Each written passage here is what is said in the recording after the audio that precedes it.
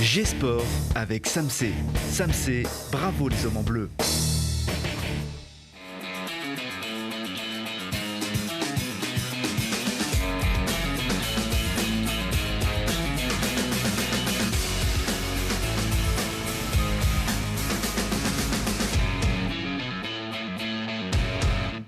Bienvenue à tous, ravis de vous compter ce soir parmi les chauvins qui nous regardent chaque lundi. Ici, c'est Grenoble, c'est l'Isère, c'est Auvergne-Rhône-Alpes aussi, allons-y. Mais c'est surtout ici que vous écoutez les paroles de ceux qui vivent avec le goût de l'effort, avec le rythme des chronos, des déplacements, des tribunes, avec tous ces gens qui s'embrassent et qui sautent de joie. Voilà pourquoi on aime le sport, qui fédère, qui réserve toujours des surprises et des belles histoires, comme celle d'Halim Latrèche. Mesdames et messieurs, champion olympique d'escrime, 4 fois médaillé aussi et moult fois champion du monde, médaillé d'argent, de bronze. Aujourd'hui, président du club d'escrime, le Grenoble-Parmentier. Bienvenue Halim. Merci Lucie. Et merci beaucoup d'être avec nous, avec votre maître d'armes de toujours, Didier Margueretaz. Merci d'être là. Merci à vous. Quelques jours avant le grand challenge mondial U17 à l'épée que vous organisez. Avec nous, un athlète qu'on veut qualifier d'extrême et vainqueur du marathon de Rennes il y a quelques jours, Duncan Péria. Bienvenue. Salut. Habitué déjà de ce plateau, c'est ni la première ni la dernière fois, ça c'est sûr. Vainqueur donc d'une course accompagnée d'une mésaventure, mais ça on va en parler dans un petit instant. Et puis le FCG est là, Lilian Rossi, talonneur du FCG. Bienvenue. Bonsoir, merci. Talonneur du FC Grenoble Rugby, un joueur qui donne tout pour son club, même aussi du temps pour contribuer à développer les partenariats. Vous verrez ça dans un petit instant et c'est à découvrir après le tour de l'actu.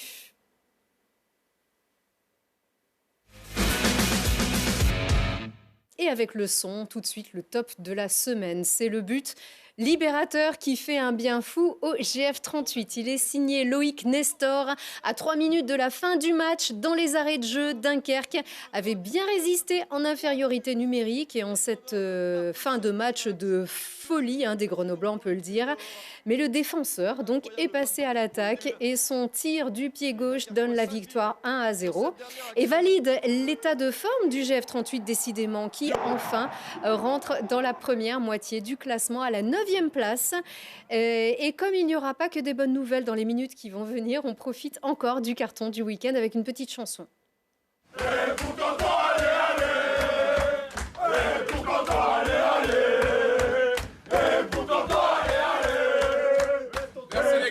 Merci. Allez.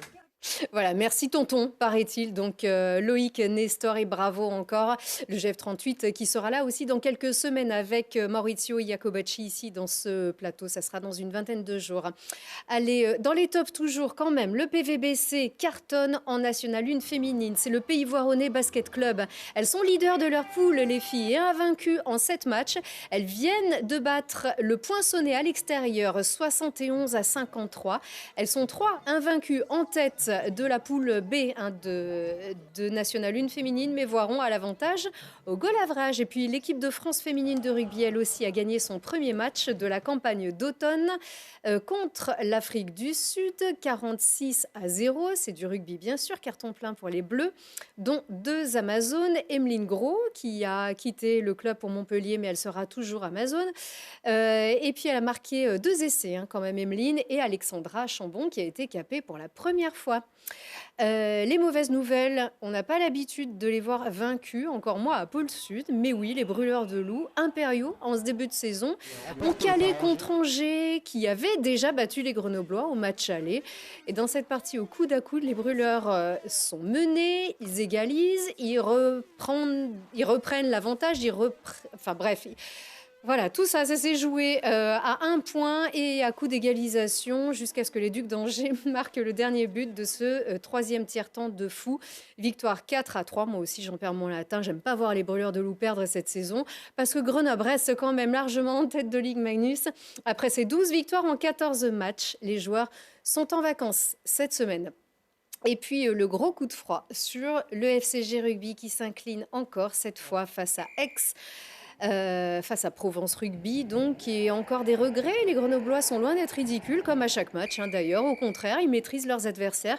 Mais le relâchement vient toujours gâcher la fin de la partie. Cette fois, c'est en offrant 2 pénalités à Aix-en-Provence que les Rouges et Bleus perdent le match, perdent le point de bonus défensif. Ils perdent aussi vraisemblablement Ange Capozzo, blessé au doigt, suspicion de fracture aujourd'hui encore.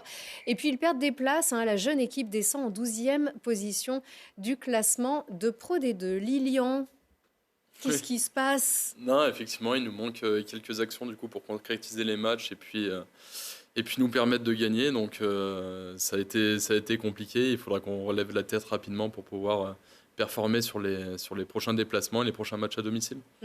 On sait que vous avez perdu 5 des 7 derniers matchs, notamment des défaites. 4 défaites au Stade des Alpes. Oui, c'est ça. Ouais, c'est ça. Qu'est-ce qui se passe à la maison? Qu'est-ce qui se passe en ce moment dans les têtes? Est-ce qu'on peut parler de la spirale, cette fameuse spirale négative? Ouais, je sais pas si c'est une spirale négative. On essaie de travailler beaucoup aux entraînements pour pouvoir performer le week-end. Après, on sait que ce qu'on essaie de mettre en place marche pas toujours de la meilleure des manières. Donc il faut qu'on prenne de la confiance et qu'on arrive du coup à jouer notre rugby parce qu'on est capable de jouer aussi un beau rugby, on peut le voir sur pas mal d'actions. Donc à jouer ce beau rugby, ça nous permettra de performer, de gagner des prochains matchs. Et on sait que vous savez bien jouer au rugby, évidemment, que vous avez un beau jeu. On ne cesse de vous chercher des excuses, on les trouve tout de suite d'ailleurs. C'est pour ça qu'on est très indulgent quand même avec cette équipe. On veut voir des beaux matchs, on veut voir des victoires, on veut vous voir monter en top 14, on veut vous voir tout là-haut. Mais c'est vrai que le staff a été entièrement renouvelé, l'équipe elle-même a été renouvelée pour plus d'un tiers. Vous êtes une équipe très jeune, encadrée par des cadres aussi très, très sérieux, Ouais. mais beaucoup de changements. Il faut vous laisser encore du temps. Oui, il y a eu beaucoup de changements du coup à l'intersaison. Après, ça nous a permis de découvrir une nouvelle organisation, une nouvelle façon de nous entraîner. Donc, je pense que le gros du changement a été assimilé. Après, c'est des petits détails qui nous permettront de gagner dans le futur. Donc, le changement, il a été assimilé et il faudra qu'il se transforme en réussite. Est-ce qu'on a du mal à tenir 80 minutes? Parce qu'on sent que vous avez la capacité de maîtriser vos adversaires, toujours. Même les grosses équipes. Vous êtes allé Ouais. battre Vannes à l'extérieur. Vous êtes plutôt performant, plus performant à l'extérieur qu'à domicile. Est-ce que c'est une question de durée? Vous tenez pas ces 80 minutes? Non, je pense pas que ce soit une question de durée. La preuve en est avec Vannes. Finalement, on va chercher le match du coup sur la dernière action.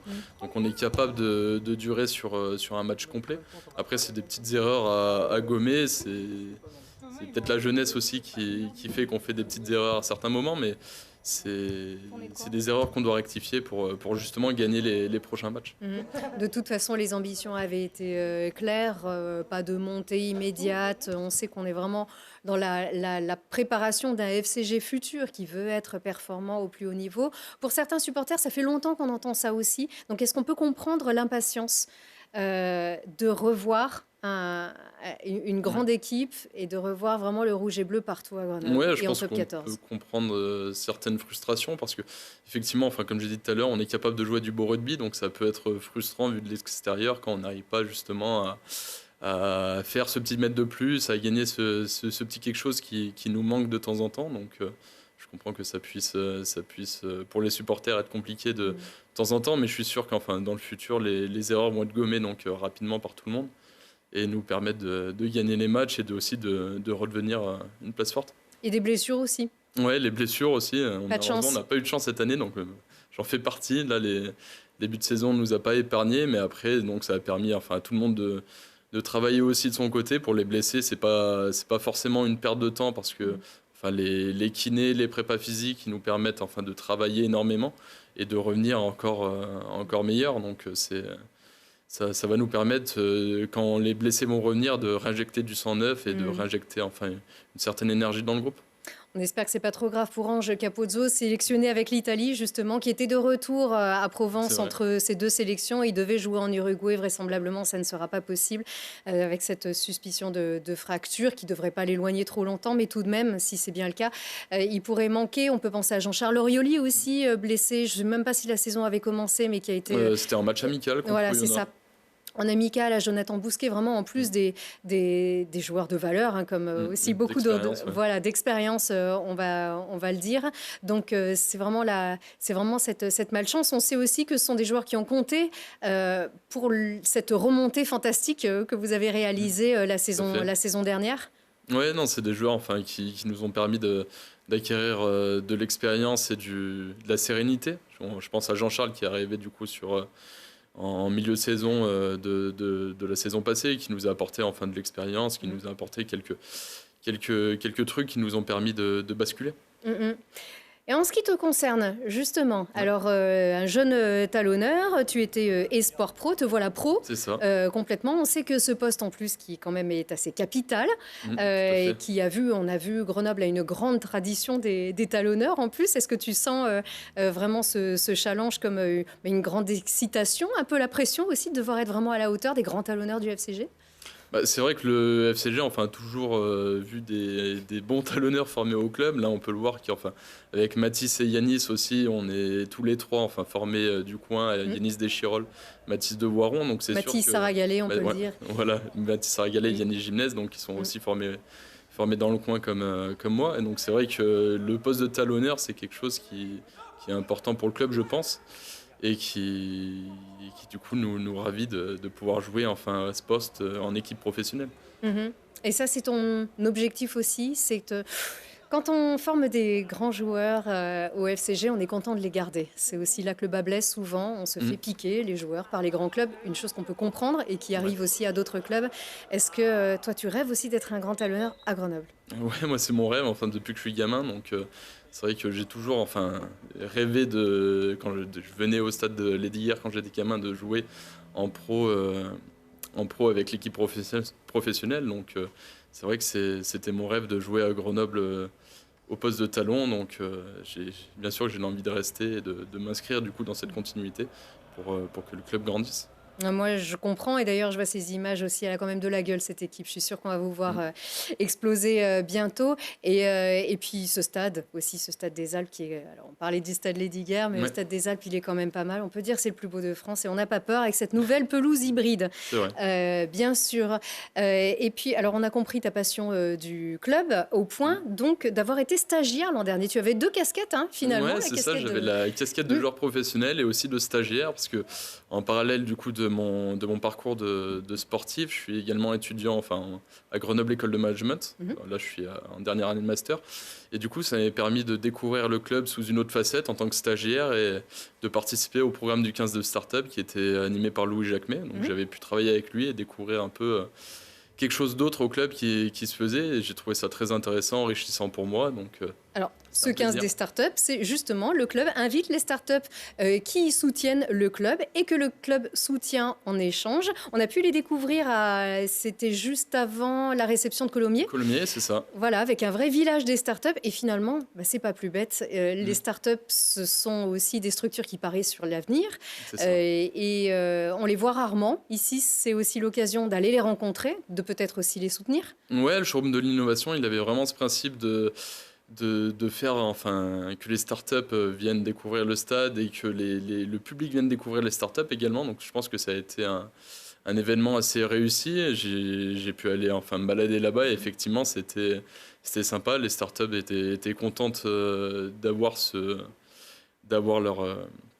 de pouvoir se présenter auprès du public. Donc c'était un bel événement. Oui, ça a bien marché. Et c'est vrai que c'est un modèle qui parie lui aussi sur l'avenir. Sur l'avenir, ouais. Oui, puisque le FCG, le partenariat, ça va du plus petit jusqu'au plus grand. Voilà, il faut compter sur tout le monde. C'est un vrai maillage et il faut y croire. Aujourd'hui, l'époque des mécènes, ça existe. C'est peut-être pas très pérenne.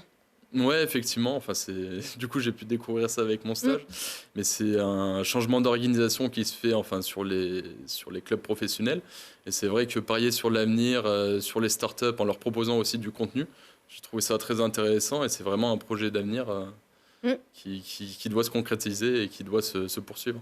Ouais, puis les startups aussi, c'est dans l'ADN, on le dit beaucoup aussi dans chaque phrase, mais là, vraiment, pour le coup, c'est dans l'ADN grenoblois. Tant c'est quelque chose d'un camp, puisque toi, tu es aussi notamment suivi par une startup qui s'appelle Sport Testing et qui permet aussi de suivre les performances des athlètes, de pouvoir tirer aussi des conclusions sur les performances des athlètes en les suivant au plus près.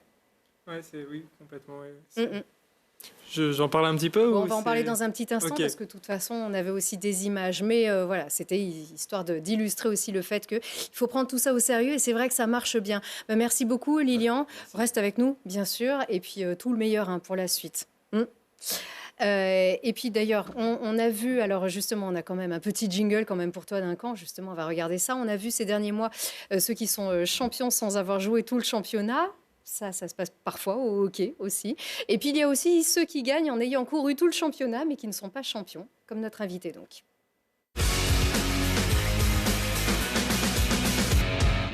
Voilà, vous êtes tous nos invités, mais on a un jingle, on va le mettre ici. Donc notre invité qui a mouillé le maillot, mais c'était pas le bon. Alors on va tout vous expliquer. D'un Campérien, on va replacer l'exploit dans son contexte. Nous sommes ici à Rennes le 24 octobre. La ville bretonne organise le marathon vert qui vaut pour le championnat de France. Et c'est ton premier marathon. Et te voilà en tête jusqu'à la ligne d'arrivée, tout frais, tout souriant. Et tu peux être souriant, tu as bouclé les 42 km 195 en 2h14 et 49 secondes. On peut le dire, c'est à 30 secondes du record du monde féminin. C'est moins de 8 minutes du record de France, mais c'est une performance exceptionnelle et c'est ton premier marathon, tu te rends compte? Ouais, non, j'avais pas encore vu les images et ouais, c'était un des moments les plus émouvants que j'ai vécu. Donc voilà. Donc ça, on le comprend, très très heureux avec ce drapeau. Et quelques minutes plus tard, le titre de champion de France que tu es là, que tu brandis vraiment ce maillot, il t'a été retiré car tu ne portais pas le maillot de ton club, le Neuilly Plaisance Sport. Alors on a envie de dire c'est normal, c'est pas un maillot de Grenoble, toi qui as dû changer de club. Ça c'est pour la boutade. En fait c'est la règle, il faut porter le maillot de son club, c'est un dress code obligatoire. C'était quoi? C'était un oubli tout simplement? Ouais, alors en championnat, on est obligé de porter le maillot du club, ça fait partie du règlement. Et étant donné que je fais pas uniquement des courses de championnat, les courses avant, j'ai fait des courses amateurs où je pouvais porter le maillot que je voulais, soit celui de mon sponsor, du coup, Soconi. Et là, j'arrive en championnat, j'avais un peu la tête ailleurs, j'ai complètement oublié. Je m'en suis rendu compte sur la ligne de départ quand j'ai vu que tous mes adversaires avaient les maillots de leur club. Et là, je me suis dit, mais non. Ah, au départ. Ouais, au Donc départ. est-ce que ça va passer? Est-ce que ça va pas passer? T'as pas cherché à le dire? Je me suis même pas posé la question en fait. 3 minutes avant le départ, je pensais plus qu'à ma course. J'ai juste vu ça et après je suis passé à autre chose et j'ai même pas voulu me poser la question en fait. Et ça veut dire qu'on est seul aussi quand on est un marathonien, quand on est un coureur. Y a pas, je jette l'opprobre sur personne, hein, évidemment, mais c'est vrai que souvent on a tout un staff, même en escrime, même en paracyclisme aussi, on l'a vu souvent. On était très heureux de voir nos Isérois très entourés aussi, avec vraiment un staff très complet. Alors c'est vrai que Personne n'a vu, personne n'est là pour ça. Non, c'est vrai que sur place, à Rennes, j'y suis allé tout seul parce que même mon club m'a demandé si j'avais besoin de quelqu'un pour m'aider. Et je me suis dit, bah non, je serai dans ma bulle, je peux faire les choses de mon côté et ça ira, quoi. Après, j'ai effectivement un club qui m'aide, j'ai quand même une marque qui m'aide aussi, mais le jour J, j'étais effectivement tout seul, ouais. C'était quoi ce maillot? Un maillot d'entraînement tout simple? C'était le maillot de mon club, en fait, le maillot juste classique de mon club que du coup j'ai laissé à Grenoble et je suis allé à Rennes avec le maillot de mon partenaire, du coup, de Soconi. Ouais. C'est dur? Je trouve ça... Ça C'est la apprend à règle, vivre. mais je trouve ça hyper vache, non? Enfin, une performance comme celle-ci, on a un drapeau, et puis en plus c'est sur réclamation du troisième, hein, c'est ça? Alors ça, De son club. Ouais, alors ça, donc c'est ce qu'on m'a dit. Après, est-ce que dans tous les cas, étant donné que je sais que la fédération ils sont assez durs avec le règlement, ils m'auraient probablement retiré le titre dans tous les cas. Donc après, je peux pas vraiment en vouloir au troisième, étant donné que dans tous les cas, ils m'auraient probablement retiré le titre. Ouais, je sais pas. c'est dur. On peut peut-être en vouloir à la raideur, je sais pas, non? Qu'est-ce que ça vous inspire? Après, il y a d'autres sports, c'est des règles aussi un peu similaires. On peut pas parler du cyclisme, où si par exemple le cycliste il jette sa bouteille d'eau pas au bon endroit et juste comme ça, il peut se faire sanctionner. Du coup, dans pas mal de sports, il y a des règles et c'est vrai que même si elles ont l'air futiles, quand on les applique pas. Ouais, je crois La qu'un sanction joueur est de dure, foot hein. ne peut pas enlever son maillot. C'est Tout ça? à fait, ouais. Sinon, il prend un carton dans ces cas-là, par exemple. Ouais. C'est Un carton bien. jaune, je crois. Ouais, un c'est ça. carton jaune. Et vous, au rugby, il y a... Enfin, de toute façon... Jamais enlevé le maillot, donc je vais pas essayer, mais... Même pas pendant les bagarres, de toute façon, il n'y en a pas au rugby. C'est pas nous qui le faisons, moi c'est pas fait exprès, mais... Non, c'est sûr. Enfin, moi, bon, est-ce que c'est si grave? Je sais pas. Mais je trouve ça vraiment dommage que pour des choses comme ça, un titre de champion de France, c'est quand même important, non? Ça compte. En soi, le titre, je le mérite, étant donné que d'une, je suis français, de deux, j'ai gagné, de trois, je l'ai gagné de façon fair play. Et ouais, la façon même dont j'ai couru, je méritais de gagner. Et je trouve que la sanction, elle aurait pu être autre. Et voilà. Mais bon, maintenant, c'est fait, ça m'apprend la vie au final. Tu as eu une autre sanction? J'ai eu... Une sanction capillaire. Ah oui, mais ça, c'est autre chose. Ça c'était une punition ou c'était au contraire un signe d'affection, une félicitation? Alors, j'avais fait une sorte de petit sondage en faisant en sorte que les autres pronostiquent. Et une personne a mis que j'allais faire 2h14. Et j'ai mis, si je fais 2h14, je me rase le crâne. Et ça n'a pas loupé. Et ben voilà. Donc, voilà. Mais ça va, ça se porte bien. Mais on va quand même te retrouver avec des cheveux pour savoir aussi ce que tu retiens de cette course. Donc, tu étais jusqu'ici habitué aux 10 km ou au semi-marathon sous les couleurs de l'EAG. Pourquoi une aussi longue distance? Parce que rien qu'à l'entraînement, je voyais que mon point fort, c'est vraiment l'endurance. D'ailleurs, j'étais venu là pour un événement aussi avec, je ne sais pas si vous vous souvenez, justement avec Sport Testing. On va revoir ça juste Voilà. après. Ouais. J'avais couru 63 km et j'ai vu que ça m'a quand même pas mal réussi.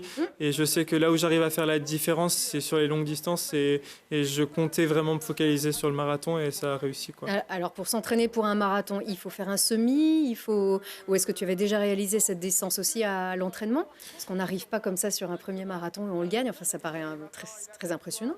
Ouais, alors effectivement, non, en compétition, c'était mon premier marathon. Ouais, c'est de bon augure. Après, pendant le confinement, j'avais fait un marathon avec justement tout mon groupe à Grenoble. Enfin, pas tout mon groupe. Mon groupe m'avait supporté à vélo.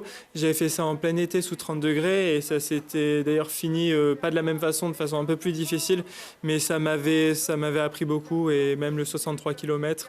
Et sachant que je cours quand même, je fais beaucoup de kilomètres toutes les semaines. Donc clairement, ça m'a aidé et j'étais quand même assez prêt. Ouais. C'est incroyable. Bon, pas de titre de championne de France. La photo avec Karine Ferry, quand même. Voilà, ça c'est fait, qui était marraine de cette édition. On te voit un peu, presque... On se demande si tu as l'impression que tu t'excuses en fait alors, sur ce podium. Là, ces images-là, c'était assez difficile parce qu'en fait, j'étais justement, je passais au contrôle antidopage, on venait de m'apprendre que je venais de perdre le titre. J'ai essayé de négocier pour récupérer le titre. Et là, en fait, celui qui est au milieu, il finit deuxième. Oui. Et ils leur ont donné le trophée donc celui qui est à gauche, il est champion de France. Celui qui est au milieu, il se retrouve deuxième de la course. Et ils lui ont donné le titre aussi de vainqueur de la course. Alors que par contre, ce titre de vainqueur de la course, je devais l'avoir. Et du coup, je me retrouve à être sur le podium après. En plus, je ne savais pas si j'étais disqualifié ou pas. J'avais à peine ma place sur le podium. Ça, c'était un moment qui était un peu compliqué. Ouais. Et oui, tu ne sais pas trop où te situer, mais tu es bien vainqueur de ce marathon de Rennes. Ouais, ça c'est sûr. Ouais, là, voilà. C'est sûr, c'est officiel et le chrono est officiel. Et voilà, donc j'ai fait 2h14 et voilà, c'est le plus important. Mais nous, on te donne le titre de champion de France et de tout ce que tu veux. Non, mais vraiment, de toute façon, ça aussi, ça compte. Et on sait qu'il y aura des revanches à venir. On reparlait de ces longues distances. Donc, tu avais prouvé ses capacités sur très longue distance, à rythme très élevé. Ça, c'était le fameux Endless Project que tu étais venu nous présenter ici en avril, quelques jours avant. Sur ce plateau. Et donc, vous étiez une petite dizaine à être partis. C'était je crois que c'était sur la boucle de la... Des agriculteurs. C'est ça, ouais, à Mélan, la boucle de la Tailla. C'était une tentative de record du monde des 100 km. Toi, tu as parcouru donc 63 km. C'est finalement, tu as lâché à 63 km à 16,25 allure constante. Donc, en 3h52 minutes et 6 secondes. Donc, on va dire les 2/3 du record du monde, donc avec des billes pour la science. On le disait avec Sport Testing. Donc, qu'est-ce qu'on en conclut en fait? Est-ce qu'on peut aller encore plus loin? En termes de distance sur ce parcours, oui, je pense qu'aujourd'hui, quand j'ai fait 2h14, là, sur les allures du record du monde du 100 km, je serais allé plus loin que 63 km, c'est sûr. Là, je suis plus en forme actuellement que quand j'ai fait ça, c'est sûr. Ouais. Et qu'est-ce qui a fait qu'on lâche à un moment? Ce jour-là, musculairement, c'est pareil. J'avais jamais couru. Là, c'était vraiment pour la science. C'était une expérience. J'avais jamais couru 63 km, couru pendant 4 heures d'affilée comme ça. Je l'avais jamais fait. Donc même musculairement, j'étais pas prêt. Et à la fin, j'étais juste à 2 doigts de cramper, déshydraté. Je pouvais plus tenir l'allure. Donc à partir du moment où je pouvais plus tenir l'allure, j'ai serré les dents le plus longtemps possible et j'ai fini par m'arrêter. Et avec des startups comme Sport Testing qui justement accompagnaient ce challenge, on peut savoir comment améliorer, comment aller encore plus loin. Ouais, voilà, ça m'a permis même de travailler avec Sport Testing. Ça m'a permis d'apprendre un peu plus sur la course à pied, sur comment travailler un peu sur l'économie de course, l'importance de la musculation, de travailler sur des allures spécifiques. Ouais, ça m'a appris beaucoup et ça m'a aidé aussi à progresser, ça c'est sûr. Tu nous rappelles ton âge ? 28 ans. Voilà, on peut vivre, la maturité quand on est un marathonien, c'est encore au-delà. Ouais, c'est au-delà de ça, parce que quand on voit que Kipchoge, qui est du coup le recordman du monde, est toujours le meilleur marathonien actuel, il a, je ne veux pas dire de bêtises, mais il a aux alentours de 36 et 38, il me semble. Ça va jusqu'à une bonne quarantaine. Ouais. Ouais. Et parfois même bien au-delà, d'ailleurs. Et même pour les femmes, c'est vrai. Et puis le cross aussi, on sait qu'en ce moment, tu t'entraînes aux Deux Alpes, en altitude. Les JO de Paris, ça sera pas loin du niveau de la mer, mais pourquoi s'entraîner en altitude ? Ça permet, c'est l'entraînement en altitude, donc ça permet c'est plus difficile en altitude parce qu'il y a moins d'oxygène. Ça permet que le corps il s'adapte, de créer plus de globules rouges et quand on redescend à plus basse altitude, d'être plus performant, tout simplement. Donc Paris, c'est l'objectif, c'est le marathon de Paris, c'est ton rêve ? Ouais, Paris 2024, ça c'est... Ouais, le marathon de Paris 2024. Ouais, les Jeux Olympiques, c'est clairement mon rêve, ça c'est sûr. Donc tu vas travailler pendant 3 ans maintenant pour ça ? Ouais, je vais tout faire pour être à Paris en 2024. Et ben nous aussi. Et le marathon de Paris d'ici là, justement ? Peut-être, ça j'en suis pas sûr encore. Le marathon de Paris dans le sens, le marathon qui le marathon de Paris l'an prochain. Voilà. Ouais, peut-être, je n'ai pas encore, on verra. Ça serait top. On se tient bien au courant. Pourquoi avoir changé de club ? Tu étais coureur à l'Entente Athlétique de Grenoble ? Ouais, parce que j'avais un club finalement à Paris qui était capable de m'aider pour mes stages, pour mes déplacements, tout ça. Et du coup, même si je reste à Grenoble, je vis à Grenoble, je m'entraîne à Grenoble, le fait d'être licencié dans ce club, ça me permet de mettre tout de mon côté un peu pour performer davantage. Donc voilà. Sans rancune, bien évidemment, sans aucun souci, on le sait très bien. Je reste grenoblois dans tous les cas. Bien sûr, et tu t'entraînes à Grenoble. Ouais. Merci beaucoup. Qu'est-ce que ça t'inspire, ça, Lilian ? C'est impressionnant, en tout cas. Enfin, courir déjà 63 km, rien que d'y penser, je crampe déjà. Mais non, mais après, ces performances, c'est pas du tout le même style de sport qu'on a l'habitude de faire au rugby. Vous courez quand même, hein ? On court, mais alors pas du tout sur d'aussi longues distances, donc c'est vraiment impressionnant de voir ça, et j'imagine même pas du coup les besoins en entraînement que ça apporte. Moi, je me vois pas sur un terrain de rugby non plus en même temps. Hein. Chacun son sport, du coup. Ça. Non, mais tout autour, dans les tribunes. Déjà, voilà, on va les soutenir tous ensemble, et puis pareil, on crée toujours un beau maillage de supporters interdisciplinaires ici. Merci en tout cas, et puis tout notre soutien. Champion de France. Voilà, on a dit qu'on allait te le décerner ici sur ce plateau. Merci. N'est-ce pas, Halim, quand même ? Oui. Bien sûr. Halim Latrèche qui a aussi changé de club, mais une seule fois, c'est ça ? Tu étais d'abord au Mélan Escrime ? Voilà, en fait, j'étais au club de Mélan. Je pratiquais le fleuret dans ce club-là, essentiellement, mais je m'entraînais à Grenoble-Parmentier, à l'épée. Après, au niveau du club, ils ont décidé de s'orienter essentiellement sur le sabre. Et moi, comme je pratiquais le fleuret et l'épée, du coup, en 2008, j'ai changé de club pour intégrer le club de Grenoble-Parmentier, dans lequel je m'entraînais déjà. Mais voilà. 2008, tiens, c'est une année olympique, celle-ci. Exactement. Mais elle n'avait pas été très fructueuse. Non. Et du coup, juste après les Jeux 2008, j'ai intégré le club Grenoble-Parmentier avec de nouveaux objectifs et un nouveau staff, on va dire. On peut le dire encore pour les nuls, toujours, même si on nous le dit, on nous le répète. Alors, l'épée. Alors, le fleuret, on ne peut toucher qu'en haut, c'est ça ? À partir du buste ? Non, c'est pas ça. Allez, dites-nous la différence entre les 3 armes. Le sabre, l'épée et le fleuret. Alors le sabre, c'est maître d'armes. Alors le sabre, on touche à partir de tout le haut du corps, à partir de la ceinture. Voilà. Donc on touche le buste, les bras et la tête. C'est une arme de convention.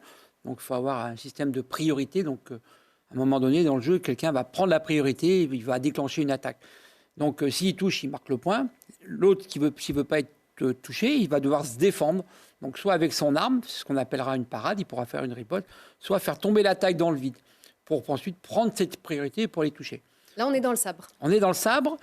Le sabre, on touche essentiellement avec le tranchant de la lame et la pointe aussi. C'est l'arme de cavalerie. Voilà.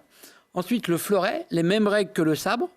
Simplement, la cible est différente, puisque là, c'est que le buste et on touche uniquement avec la pointe. Voilà.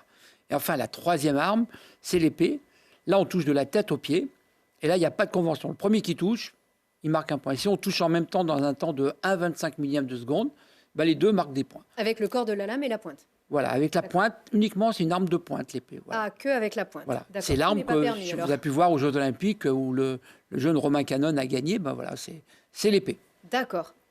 Et donc, alors, pour savoir justement qu'est-ce que c'est que l'épée, vous pouvez aller la voir à la Halle Clémenceau. En fin de retour, ça y est, donc c'est le challenge U17 à l'épée, un challenge international, un challenge mondial. Donc, alors là, on va voir l'édition 2019, c'est normal. La 2020, elle a été annulée comme toutes les autres, comme tous les événements sportifs. Alors, on attend encore les annonces d'Emmanuel Macron demain mardi, mais on est optimiste. Il n'y a pas de raison pour que la compétition ne se déroule pas dans les conditions prévues. Oui, effectivement. Bon, là, on voit sur les images du coup, le challenge 2019. C'est le 20, on peut le dire, le 20 novembre. C'est ça, le 20 novembre. Et le challenge du coup 2021, 15e édition, sera au niveau de l'organisation à peu près la même, avec des contraintes supplémentaires, comme tout le monde le sait, liées au Covid. Oui, du coup, auquel on est habitué désormais. Mais, oui et non, parce que là, du coup, on a un peu l'aspect international. Et pour nous, c'est la première épreuve internationale qu'on organise. Et comme on le sait, c'est une compétition U17, du coup, pour les mineurs. Et les règles sont aussi un peu différentes, s'appliquent un peu différemment pour les mineurs. On sait qu'au niveau international, chaque pays est identifié par des couleurs par rapport justement aux contraintes liées au Covid. Et selon les zones d'où viennent les compétiteurs, les pays, les règles sont un peu différentes et s'appliquent différemment. Du coup, pour nous, le club, c'est un peu difficile. Pour la fédération aussi, pouvoir identifier les bonnes règles pour les bons pays. Ah, on n'est pas sûr de savoir si tous les combattants, je sais pas, les tireurs, tous ceux qu'on attendait seront vraiment là. Alors, beaucoup se sont inscrits. Après, nous, on leur apporte les règles que l'on connaît, que l'on a. Et qui peuvent changer mardi, peut-être ? Qui peuvent changer mardi, on ne l'espère pas. Mais après, pour les mineurs, les règles sont un peu différentes. C'est un peu complexe, on va dire. J'ai mis un peu le nez dedans au niveau de l'organisation. On a une personne au niveau de l'organisation qui s'occupe et qui est dédiée, Clara Micheli, qui ne peut pas être là aujourd'hui, mais qui est dédiée à l'organisation de cette compétition. Et c'est assez complexe et pas évident. Mais on a beaucoup de pays qui souhaitent venir. Mais avec toutes ces règles, du coup, même ces pays sont un peu perdus. Compliqué ces contraintes, quand on sait que c'est déjà pas évident d'organiser un challenge mondial comme celui-ci, en plus, avec beaucoup de nations, avec beaucoup de compétiteurs. La crise sanitaire n'arrange rien, mais l'essentiel, c'est quand même aussi que ça puisse se produire et se dérouler, même en public, sous réserve de passe sanitaire. Qui sera là alors ? Qui sont ces meilleurs tireurs et tireuses du monde ? Non, je peux laisser la parole à Didier sur ce sujet-là. Alors c'est vrai que c'est difficile d'identifier à ce jour quelles sont les nations fortes dans cette catégorie-là, puisque ça fait 2 ans où on n'a rien du tout, quoi. Alors, on manque d'éléments en fait pour savoir. Oui, puisque ceux qui sont maintenant U17, il y a 2 ans, ils étaient U15, et au niveau du 15, il n'y a pas de compétition internationale, donc c'est un petit peu ça va être la surprise un petit peu, même s'il y a déjà eu une épreuve qui s'est déroulée en Allemagne il y a une dizaine de jours. Voilà. Alors les nations qui sont attendues, donc déjà annoncées, les États-Unis seront là, l'Israël, l'Espagne, la Belgique, la Suisse. Là, il y a les Russes qui devraient venir. Mais alors, le problème, c'est pour rentrer en Europe, il faut avoir le vaccin qui est reconnu par l'EMA. Voilà, donc leur vaccin, le Sputnik, là, n'est pas reconnu. Donc voilà, c'est là toute la complexité. Des pays qui doivent revenir, pour revenir, par exemple, Israël nous demande d'avoir des tests PCR pour pouvoir rentrer dans leur pays. Donc il va falloir qu'on mette une cellule avec un laboratoire à l'Alt Clémenceau pour qu'ils puissent faire leur vaccin, leur test samedi, parce qu'ils rentrent lundi. Enfin voilà, c'est assez complexe, mais c'est aussi voilà. C'est le challenge. Ça fait 2 ans où on n'organise pas grand-chose. Là, il y a une certaine excitation, mais avec des inquiétudes, mais ça va bien se passer. On peut se dire qu'il y aura des futurs médaillés à Paris 2024. Alors 2024, là, dans cette catégorie-là, ils sont un petit peu jeunes. 19-20 ans. Mais oui, je pense que voilà. Mais par contre, on peut espérer que des anciens vainqueurs du challenge, je pense à l'Italien Di Veroli et surtout à Alia Lutti, qui est grenobloise, qui a gagné il y a 4 ans de ça, qui sera ce même jour-là à Tallinn avec sa copine Océane Taé, parce qu'elles sont retenues en équipe de France pour la première étape de Coupe du Monde en Estonie. Eh bien, très bien. Des images, on en a des images d'Alia, autant les passer tout de suite. D'ailleurs, c'est vraiment la grande. Alors, non. Alors, on revient à Halim, et c'est très bien parce que justement, ça c'était dans l'ordre des choses. Vous parlez ici, Didier, Halim, vous n'êtes pas des inconnus. Ah, et ben voilà, ça y est, vous vous êtes révélé derrière votre masque. Donc, c'est vous ici, Didier, qui est en train d'entraîner Halim. Donc, vous êtes valide entre guillemets. Ici, ça ne se voit pas. Quand on entraîne, on est tous les deux à fauteuil. C'est particulier comme technique quand on est un escrimeur valide. C'est particulier. Enseigner au départ, oui, parce que l'escrime des valides, il y a beaucoup de déplacements, quoi. Il y a beaucoup de travail de déplacement, comme tu disais tout à l'heure, faire tomber dans le vide l'adversaire, enfin jouer sur la distance, quoi. Là, la distance, elle est relativement fixe, quoi. Donc c'est un petit peu particulier, mais bon, on s'adapte et puis voilà. Et puis ça donne des résultats que tout le monde connaît. Oui, alors ils sont là les résultats d'Halim Latrèche, donc on peut le voir, ça va nous rajeunir un peu. Là, on est en 2004 à Athènes, voilà, le deuxième au centre à droite, donc et puis ça c'est Londres, donc champion olympique par équipe en 2004 à Athènes, pas de médaille à Pékin, donc mais revanchard, le bronze et l'argent à Londres, 2 fois champion du monde, 2 fois médaillé d'argent et 4 fois médaillé de bronze aussi aux mondiaux. C'est une énorme carrière, Didier, c'est pas facile de parler de soi. Alors, c'est une carrière immense, Halim Latrèche. Halim, c'est un exemple pour le sport rendu, puis même le sport en général et le sport grenoblois, quoi, parce que c'est de par ses résultats, mais aussi de par sa façon de s'entraîner. C'est quelqu'un qui a toujours été, qui s'est toujours donné à 100%, avec à côté un métier prenant. Mais voilà, c'est quelqu'un qui a jamais triché dans sa préparation et c'est une juste récompense d'avoir tous ces résultats, quoi. Un métier d'ingénieur ? Pas ingénieur. Je suis cadre au sein de Schneider Electric, du coup une grosse entreprise de Grenoble. C'est à peu près pareil. Ouais. Pour nous, c'est pareil. Et puis passionné de sport en général, la preuve aussi. Passionné d'aviron, vous avez fait tu as fait barreur, mais également rameur.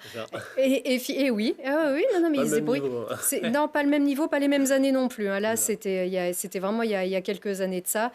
Et champion de handi-basket aussi, et puis de ski de fond. Finalement, pourquoi avoir choisi l'escrime au point aussi de choisir la présidence du Grenoble-Parmentier ? En fait, moi, j'ai commencé vraiment le sport à m'intéresser à la pratique, on va dire, compétitrice du sport après mon accident. C'était en 98, j'ai eu mon accident. Et en fait, pour moi, le sport, c'était un peu... 20 ans, c'est ça. 18 ans. Et en fait, le sport, c'était pour moi le moyen de reprendre mes marques sur mon corps, d'apprendre à me connaître et de dépasser un peu les limites que j'avais à ce moment-là. Bon, forcément, aujourd'hui, je les ai dépassées. Mais en fait, le sport, ça me permet, et ça m'a permis en tout cas d'aller toujours plus loin. Et c'est ce que j'ai vraiment accroché. Après, c'était un moyen au départ. Voilà, au début, c'était un départ, savoir ce que j'étais capable de faire. Je me suis retrouvé en situation de handicap. C'est la première fois en fait, que je vivais cette situation où, dans mon entourage même, j'avais personne qui avait vécu cette situation. Du coup, pour moi, c'était vraiment tout nouveau. Et brutal. Et brutal, c'était soudain. Et du coup, je me suis dit, qu'est-ce que je suis capable de faire maintenant ? Maintenant, je suis dans cette situation, qu'est-ce que je peux faire ? Et le sport m'a permis de voir ce que je pouvais faire et jusqu'où je pouvais aller. Voilà. Moi, je n'ai pas découvert encore les limites, Mais je cherche toujours. C'est pour ça que je pratique plusieurs activités. Et c'est le sport qui t'a reconstruit, on peut dire aussi. C'est C'est-à-dire la page est tournée et un nouveau livre a été écrit Exactement. depuis. Et ça continue. Donc, ça continue. Avec aujourd'hui... D'ailleurs, vous nous avez apporté une médaille. Je ne sais pas laquelle c'est, si c'est celle de... Alors, c'est pas forcément celle de Pékin, mais ici, puisqu'il n'y en a pas eu. Non, c'est ça. En fait, ici, j'ai ramené une petite médaille. C'est la médaille qu'on a fait au club très récemment. Je ne sais pas si vous pouvez voir. Oui, il y a marqué Grenoble-Parmentier dessus. Grenoble-Parmentier. Ouais. Alors, c'est la médaille du club qu'on décerne aux personnes, on va dire, à titre honorifique, à qui le club est attaché et c'est un attachement réciproque. Du coup, on voulait l'offrir à Télé Grenoble. À Télé Grenoble. Voilà, exactement. Mais c'est trop gentil. Mais c'est adorable, on peut la voir? Voilà, exactement. Ah, mais alors merci beaucoup, Halim, c'est un grand honneur. Et puis on se fait toujours un plaisir de suivre vos performances. Et puis ça va pas s'arrêter là, regardez comme elle est belle. Merci beaucoup. Elle brille. Ah ouais, elle brille. Puis elle est en or. Voilà. D'accord, l'or. Sans commentaire. Merci beaucoup, Halim. Et puis prie. toujours un rendez-vous le 20 novembre, hein, c'est ça, à la Halle Clémenceau. Vite, tout de suite, les autres événements pour ce week-end retenus par Arthur Glory, tout de suite.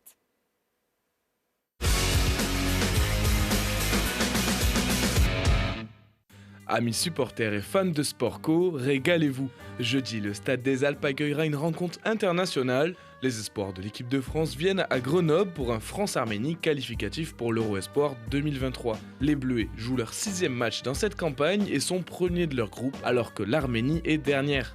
Coup d'envoi, jeudi à 20h45. Alors que les brûleurs de loups partent en trêve hivernale, la Vaujany Hockey Cup aura lieu du 11 au 13 novembre. Au programme, un tournoi des 4 nations entre la France, l'Allemagne, la Suisse et la Slovaquie des moins de 18 ans. Au cœur d'une patinoire d'envergure, 6 parties en 3 jours. Premier match de la France jeudi à 19h. Et pour finir ce week-end sport, il faudra aller supporter l'équipe en forme du moment. Les Voironnaises joueront un match relevé contre le Monaco Basket Club. Les joueuses du PVBC sont premières de National 1, ex-aequo avec son futur adversaire. Les deux équipes joueront alors la première place. Une rencontre à ne pas manquer samedi à 20h. Merci Arthur, merci Lilian, merci Duncan, merci Didier et Halim Latrèche et merci à vous tous. On se retrouve lundi prochain. Au revoir. Merci bien.